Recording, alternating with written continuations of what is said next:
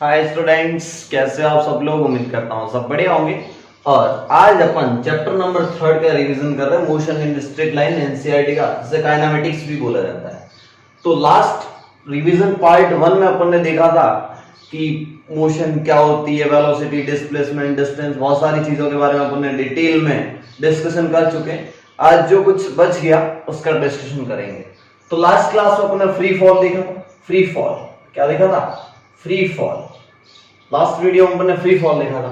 तो free fall में क्या होता था, किसी भी बॉडी को अगर रिलीज कर दिया जाए और वो बॉडी मोशन के अंडर, मतलब ग्रेविटी के अंडर मोशन करे। किसके अंडर मोशन करे? ग्रेविटी के अंडर। अच्छा, तो उसे बोला जाएगा फ्री फॉल मोशन। तो इसके डिफरेंट डिफरेंट अपने ग्राफ बनाए थे। इसमें ये जी यूनिफॉर्म होता है, यूनिफॉर्म एक्सेलरेटेड मोशन, क्योंकि जी वेरी नहीं करता। यूनिफॉर्म का मतलब एक तरीके से कांस्टेंट। तो इसका ग्राफ देखा था अपन ने कि A versus T, acceleration versus time graph. और ये डायरेक्शन नीचे वाले को मैं नेगेटिव कंसीडर करता हूं। ये जी बॉडी अगर नीचे फ्री फॉल कर रही है, इसलिए इसका ग्राफ ऐसे आता था -9.8 मीटर पर सेकंड स्क्वायर। तो समझ में आया नहीं है? Acceleration metre per second square में और टाइम सेकंड में। ये एटी ग्राफ हो गया। ऐसा कैसा बॉडी है इसका? VT graph. नीचे के डायरेक्शन वेलोसिटी नेगेटिव ले लो, तो वीटी ग्राफ वेलोसिटी धीरे धीरे इंक्रीज कर रही है। बट कैसे कर रही है? क्या मोशन का ये वाला फॉर्मूला याद है? v बराबर u plus A T. v बराबर u प्लस ए टी। देखो इनिशियली इसको रिलीज कर दूं तो 0 हो जाएगा और v equal to minus G T हो जाएगा। होगा नहीं होगा? यानी कि velocity directly proportional to time. जैसे जैसे टाइम इंक्रीज करेगा वेलोसिटी विल इंक्रीज। जैसे जैसे टाइम इंक्रीज करेगा वेलोसिटी विल इंक्रीज। तो ये वाला जी एक कांस्टेंट है, y बराबर mx जैसा ग्राफ बनेगा। y बराबर mx स्ट्रेट लाइन का ग्राफ होता है। y बराबर mx किसका ग्राफ होता है? स्ट्रेट लाइन का ग्राफ होगा। और ये टाइम 0 होगा तो वेलोसिटी भी 0 होगी। तो ये straight line passing through the origin, straight line passing through the origin, sorry time versus, यही गलती हुई है, छोटी सी मिस्टेक, गलती से गलती हो गई है ना, गलती से गलती हो गई, ठीक है। टाइम, क्योंकि एक्सेलरेशन इज सक्सेस पे एक्सेलरेशन कांस्टेंट है। एक्सेलरेशन क्या है? कांस्टेंट। यहां पे क्या है? Velocity versus time. फिर गलती, वेलोसिटी वर्सेस टाइम। जैसे जैसे टाइम इंक्रीज करेगा वेलोसिटी नेगेटिव में इंक्रीज करेगी और कुछ ऐसी होगी। तो समझ में आया नहीं आया? सेकंड। थर्ड आएगा position versus time graph. Position versus time graph, फटाक से दो ग्राफ देख लो। तीसरा ग्राफ फ्री फॉल मोशन का third graph. Third position versus time graph. इसकी पोजीशन कैसे?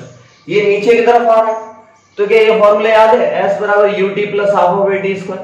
s बराबर ut plus half of at square. Initial speed 0, u0, ये 0 हो गया। s equal to minus half of, acceleration negative इसलिए माइनस आया, gt square. और ये कहीं ना कहीं ये कांस्टेंट है और ये t स्क्वायर आया, मतलब पैराबोलिक ग्राफ होगा। कैसा ग्राफ होगा? पैराबोलिक ग्राफ होगा। तो इसका ग्राफ ऐसा होगा, पोजीशन वर्सेस टाइम का ग्राफ। ये पोजीशन है और ये टाइम है। तो देखो पोजीशन वर्सेस टाइम ग्राफ कुछ ऐसा होगा। समझ आ रहा है नहीं? पोजीशन वर्सेस टाइम ग्राफ कैसा होगा? कुछ ऐसा ग्राफ होगा। ये पैराबोला बनता। पैराबोला मींस कटोरा, समझो ना, यूं कटोरा, उल्टा कटोरा। ये नेगेटिव साइन है इसलिए उल्टा कटोरा। कुछ समझ में आ रहा है नहीं आ रहा? बहुत बढ़िया, बहुत बढ़िया, समझ लो अच्छे से। s equal to minus half of G T square. बहुत बढ़िया, सारे बच्चों को ये तीनों ग्राफ आने चाहिए, eighty, VT and ST, position versus. इसको वाईटी ग्राफ भी बोलते कभी कभी। चलो, तो फ्री फॉल के केस मैंने अच्छे से करवा दी। फ्री फॉल में एक और होता है गैलीलियो का ऑड नंबर वाला कॉन्सेप्ट, कि अगर आपकी बॉल को एक रिलीज कर दिया, मान लो ये ball release, under gravity motion हो रही है, रिलीज, तो ये 1 सेकेंड में ये 5 मीटर डिस्टेंस कवर करेगी। कितनी? इन 1 सेकेंड। ये 1 सेकेंड में कितनी डिस्टेंस कवर करेगी? नीचे की तरफ 5 मीटर। अगली 1 सेकेंड में बॉल यहां कहीं आई होगी, अगली 1 सेकेंड में ये डिस्टेंस 15 मीटर कवर करेगी। कितना मीटर कवर करेगी? 15 मीटर। अगली 1 सेकेंड में ये 25 मीटर कवर करेगी एंड अगले 1 सेकेंड में ये 35 मीटर कवर करेगी। कुछ समझ में आ रहा नहीं आ रहा? 5 मीटर अगले सेकेंड में, मतलब सेकेंड में, फिर थर्ड सेकेंड में 25, फोर्थ सेकेंड में 35, मतलब इनके डिस्टेंस का रेशियो कुछ ऐसा है, 5 रेशियो 15 रेशियो 25 रेशियो 35 रेशियो, यानी कि ऐसा तो कुछ आ रहा है 1 रेशियो 3 रेशियो, ऑड नंबर वाला रेशियो आ रहा है। यही तो आ रहा है, ये डिस्टेंस कवर का रेशियो है। डिस्टेंस कवर का रेशियो है फ्री फॉल के केस में, याद रखना 1:3 ऑड नंबर का रेशियो आता है। बहुत बढ़िया। कहने का मतलब फर्स्ट सेकंड में 5 मीटर, सेकंड में 50 मीटर। दो तरीके होते हैं, एक होता है सेकंड में, और एक होता है इन 2 सेकंड। अलग अलग मीनिंग है। इन 2 सेकंड का मतलब क्या होगा? इन 2 सेकंड का मतलब यहां से लगा के यहां तक, तो ये 20 मीटर हो जाएगा। इन 2 सेकंड 20 मीटर। और सेकंड का क्या मतलब? सेकंड का मतलब सिर्फ 1 से लगा के 2 के बीच की, और ये होगी 15 मीटर। क्या होगी? 15 मीटर। अच्छे से समझो। वापस देखो, इन थर्ड सेकंड का मतलब होगा 25 मीटर डिस्टेंस कवर करेगा। इन थर्ड सेकंड कितने डिस्टेंस कवर करेगा? 25 मीटर। लेकिन इन 3 सेकंड का मतलब 0 से 3 सेकंड तक की बात कर रहा है, तो फटाक से आप निकाल सकते हो। और इसको इक्वेशन से ऑब्टेन किया जाता है। अगर ये पूछे कि कहां से आया, तो ये इक्वेशन याद है आपको, s बराबर ut plus half of at square, half of gt square a की वैल्यू, और इनिशियल स्पीड 0 मान लो, तो पहले सेकंड में t बराबर 1 रखो, तो वैल्यू आएगी y1 या s1 1 सेकंड में। s1 इक्वल हो जाएगा आपका हाफ ऑफ g कितना ले लो? 10 ले लो, और t स्क्वायर 1 का स्क्वायर, तो ये आपका सिंपली हो जाएगा 5 मीटर। कितना आ जाएगा? 5 मीटर। अच्छा s2 हाफ ऑफ g कितना? g आपका 10 है, इंटू 2 का स्क्वायर, तो 2 का स्क्वायर, ये 2 से एक ऊपर वाला स्क्वायर कट गया, क्योंकि 4 बनेगा ना, 20 मीटर। तो 2 सेकंड में 20 मीटर आया। 2 सेकंड में कितना आया? 20 मीटर। तो सेकंड में कितना आया होगा? फर्स्ट में 5 और 2 में 20, तो ओनली सेकंड में कितना आया होगा? 20 माइनस 5 15 मीटर आया होगा, इसलिए 15 मीटर आया। पूरा मैंने एक्सप्लेन कर दिया कि मैं यहीं से खेल चलता है, ये आपको आनी चाहिए। बहुत बढ़िया। रफ कर रहा हूं मैं फटाक से। अगला कॉन्सेप्ट अपना आएगा स्टॉपिंग डिस्टेंस। कौन सा डिस्टेंस? Stopping distance. क्या होता है स्टॉपिंग डिस्टेंस? समझना। स्टॉपिंग डिस्टेंस की डेफिनेशन सिंपली स्टॉपिंग डिस्टेंस का क्या मतलब कि आप गाड़ी को ब्रेक अप्लाई करते हो, कितनी डिस्टेंस कवर करने के बाद गाड़ी आपकी रेस्ट पे आ जाती है। कि आपकी कोई मूविंग ऑब्जेक्ट है, मान लो ये मूविंग कार है, और ये मूविंग कार मान लो ये u स्पीड से चल रही थी, ये 10 मीटर पर सेकेंड। मैं देखो अभी एग्जांपल ले लूंगा, टेंशन न लो। मान लो ये u स्पीड से चल रही थी, कांस्टेंट। आपने फटाक से ब्रेक मार दिया, ब्रेक मारे तो ब्रेक मारोगे तो इसमें डी एक्सेलरेशन आएगा, इसीलिए इसको -a दिखाया जाता है। रिटार्डेशन बोलते हैं, डी एक्सेलरेशन को बोलते हैं रिटार्डेशन। फिजिक्स में बोलने का तरीका है रिटार्डेशन।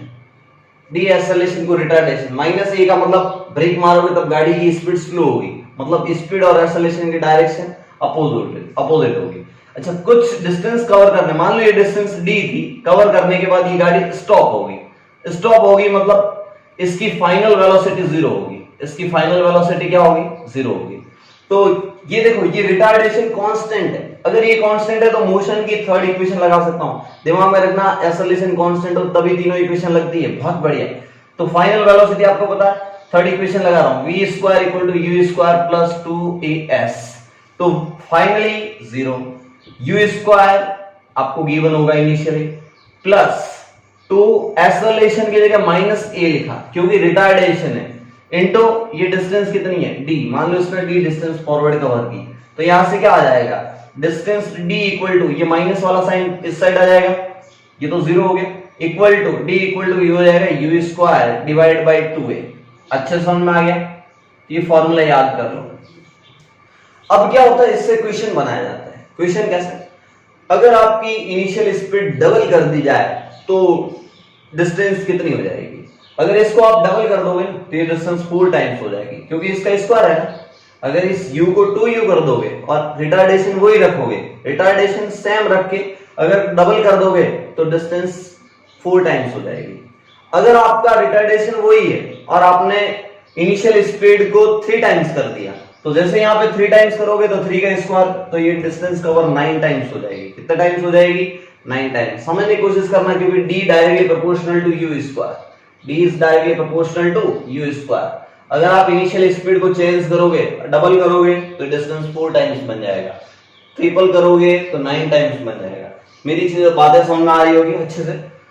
तो स्टॉपिंग डिस्टेंस का फॉर्मूला याद रखना, इस पे क्वेश्चन आए तो छोड़ना मत। स्टॉपिंग डिस्टेंस की डेफिनेशन एनसीईआरटी का पीडीएफ मैंने दे रखा है वैसे आपको, ठीक है, तो वहां से पढ़ लेना कि क्या होता है स्टॉपिंग डिस्टेंस, मैंने एक्सप्लेन कर दिया अच्छे से।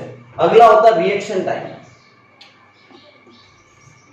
रिएक्शन टाइम, रिएक्शन टाइम क्या होता है? रिएक्शन टाइम समझना। रिएक्शन टाइम, एक पर्सन होता है वो चीज को पहले क्या करेगा? ऑब्जर्व करेगा, फिर सोचेगा और फिर एक्शन लेगा। जो ये प्रोसेस में जो टाइम लगा ना उसे बोला जाएगा रिएक्शन टाइम। जो एक पर्सन है पहले ऑब्जर्व करेगा, उसको कुछ दिखेगा, फिर दिमाग में ख्याल आएगा कि इसको बचाना है, तो फिर वो एक्शन लेगा, ब्रेक लगाएगा।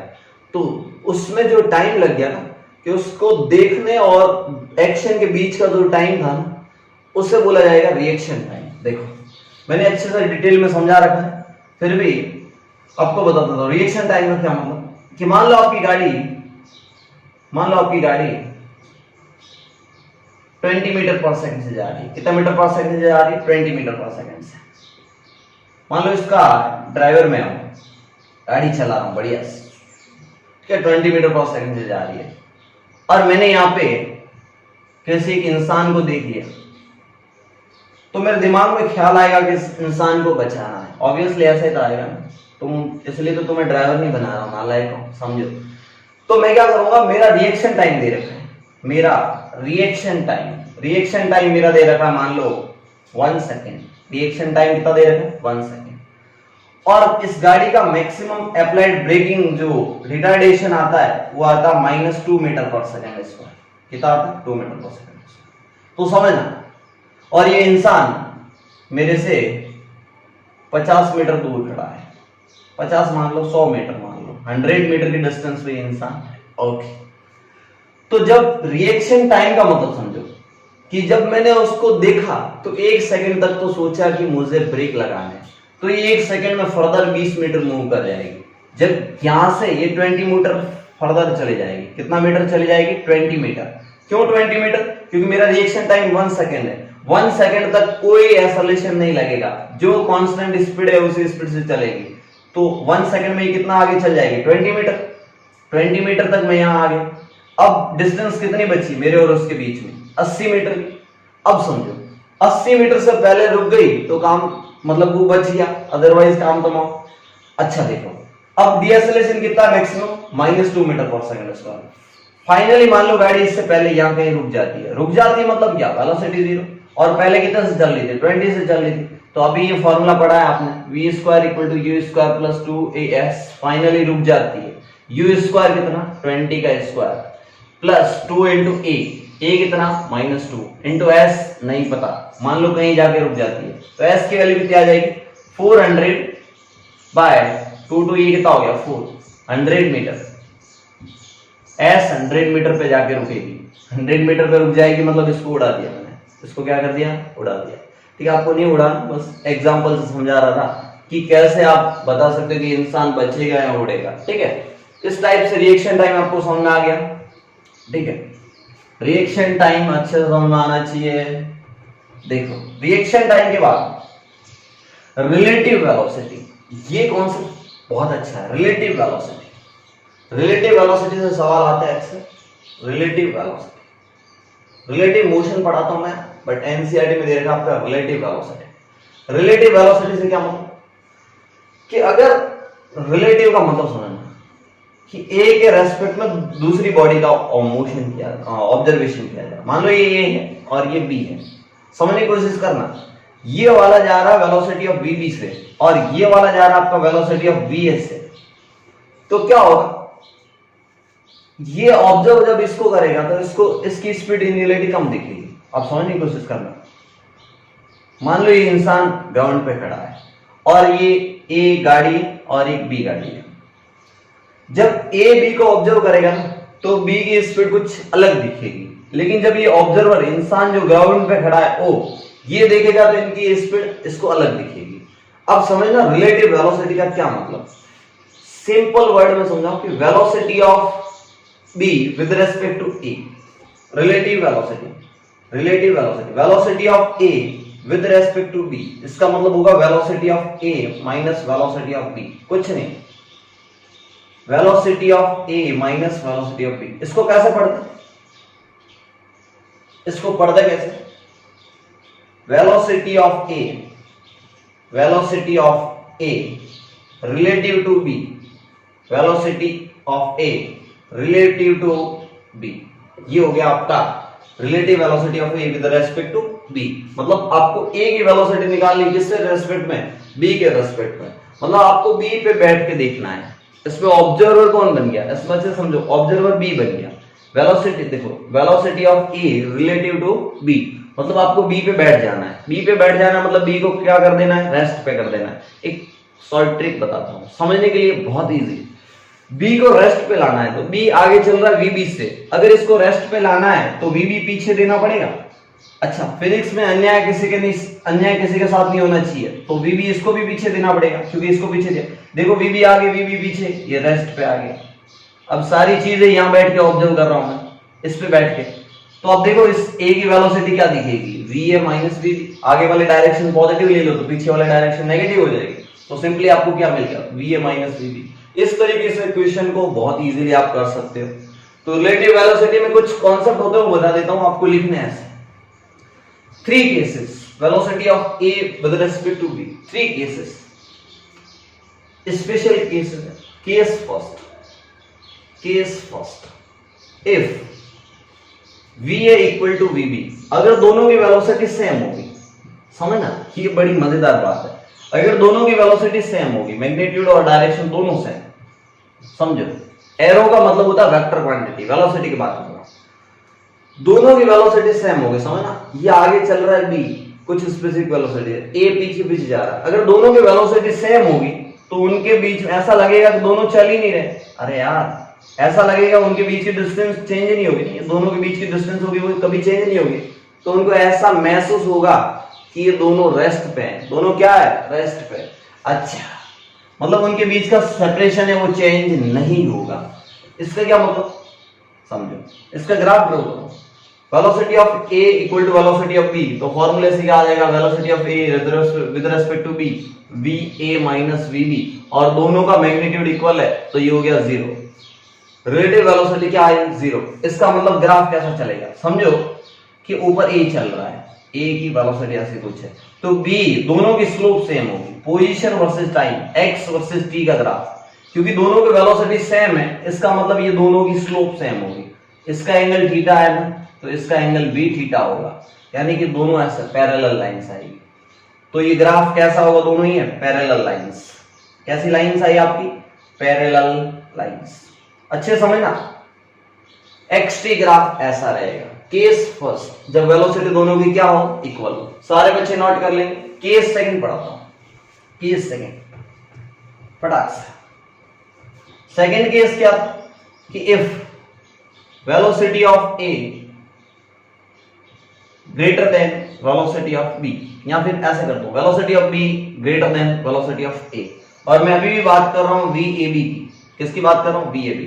तो ये क्या हो जाएगा, V A minus V B. समझने की कोशिश करना। इसका क्या मतलब, आप चीजों को रटना मत, समझो। Velocity of B greater than velocity of A, और अभी भी डायरेक्शन सेम है, वेलोसिटी अपोजिट डायरेक्शन में नहीं है, सेम डायरेक्शन में।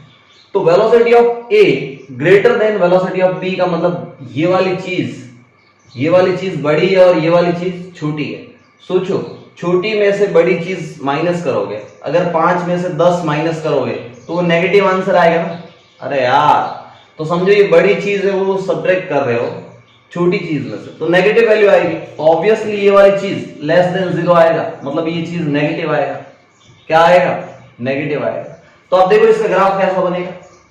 मान लो आपका ए ऐसे जा रहा था, तो समझो बी की वेलोसिटी ज्यादा है, और मान लो ए ऐसे, तो ये आपका ए रहा और ये आपका बी रहा। क्यों ऐसा क्यों किया, क्योंकि बी की वेलोसिटी ज्यादा है, मतलब ये ग्राफ बी का स्टीपर होगा। समझो ये थीटा बी और ये वाला थीटा ए, तो समझो थीटा बी ज्यादा होगा क्योंकि वेलोसिटी ऑफ बी ज्यादा है। और position versus time graph, theta ज्यादा मतलब tan थीटा ज्यादा। एक्स टी ग्राफ क्या देगा, वेलोसिटी ऑफ बी क्या होगा, dxb अपॉन dt, और यही तो tan थीटा बी होगा। समझो जितना थीटा ज्यादा उतना tan थीटा ज्यादा, और tan थीटा स्लोप देता है, और एक्स टी ग्राफ की स्लोप तो वेलोसिटी होगी, मतलब ये ग्राफ बी वाला वो स्टीपर होगा। स्टीपर समझे, मतलब दो पैरेलल लाइंस थे पहले तो वेलोसिटी इक्वल थी, जब बी की वेलोसिटी ज्यादा होगी तो ये ऐसा हो जाएगा। और जो ये क्रॉस सेक्शन पॉइंट होता है ना, इंटरसेक्शन, ये इंटरसेक्शन होता है वो मीटिंग पॉइंट, मतलब यहाँ पे दोनों एक दूसरे से मिले होंगे, एक दूसरे को ओवरटेक किया होगा। क्या समझ में आया नहीं आया? जब वेलोसिटी की डायरेक्शन सेम हो। बहुत बढ़िया। अगर थर्ड केस ले रहा हूं, दोनों ग्राफ समझ में आ गए होंगे। Third case, case number third, case number third. Case third क्या बोल रहा है कि इफ both bodies